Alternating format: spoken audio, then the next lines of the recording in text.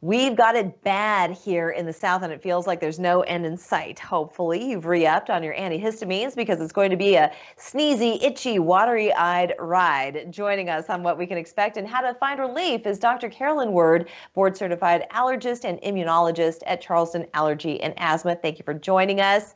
'Tis the season. It is. It is. Thank you for having me. There is pollen everywhere.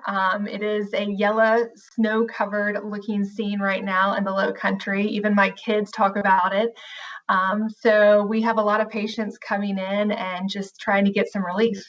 And for a lot of people who are new to the South, pollen here, it's been around for a long time, and it's something very common. It covers your cars, but then you end up developing allergies if you never had them before because of your exposure to it. So can we talk a bit about that?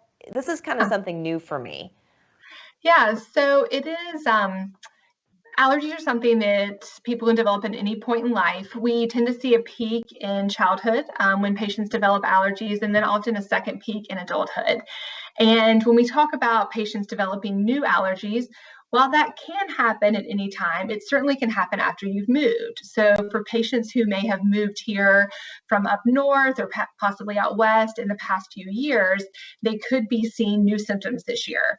While those symptoms could happen as early as when you move.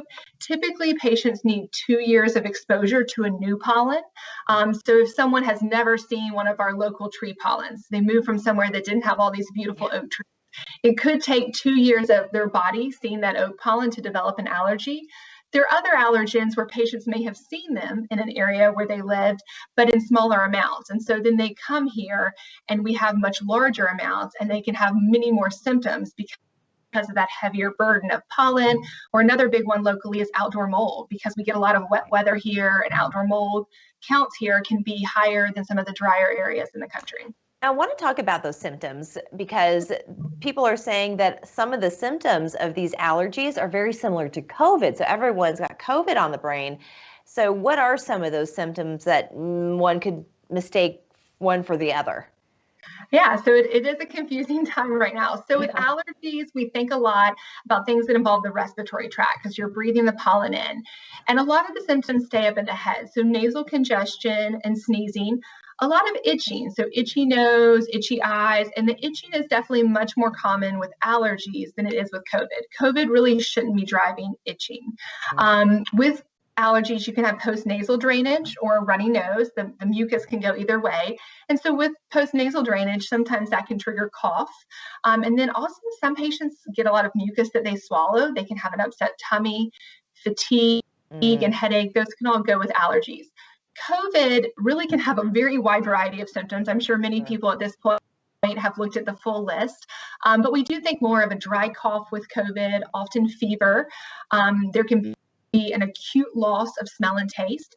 So patients who've suffered from chronic allergies their whole life, they could have reduced smell from a long time running inflammation, but it shouldn't be you wake up in the morning and you've suddenly lost your smell and taste. That would be a sign that's much more concerning for COVID. And never take anything for granted. Make sure you go and get tested. And finally, can you tell us what some of the best advice, the best ways to relieve ourselves of these symptoms? Yeah, so I think first of all, knowing that you're allergic. This time of year, a lot of people are symptomatic. And so if you're having symptoms that are concerning for allergies, go see a board certified allergist, get tested and find out, because a lot of times we can target treatment depending on your allergies. There are some great medications. I know you mentioned earlier antihistamines. There are some good nasal sprays that are indicated especially for allergies, and talking with an allergist about those can be very helpful. And then there's some even more specific medications that can be tapered to a person's specific allergen. So we have immunotherapy, which desensitizes you, helps your body to not think of allergens as allergens. And there's different forms of that for shots. There's some FDA approved tablets. So there are some great options for treating allergies that can provide a lot of relief, make your springtime much more enjoyable. But that advice, I would definitely seek out a board certified allergist.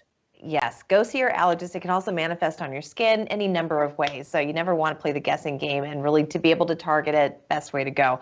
Thank you so much, doctor, for joining us. Great advice. Yeah, thank you for having me. We're back after this.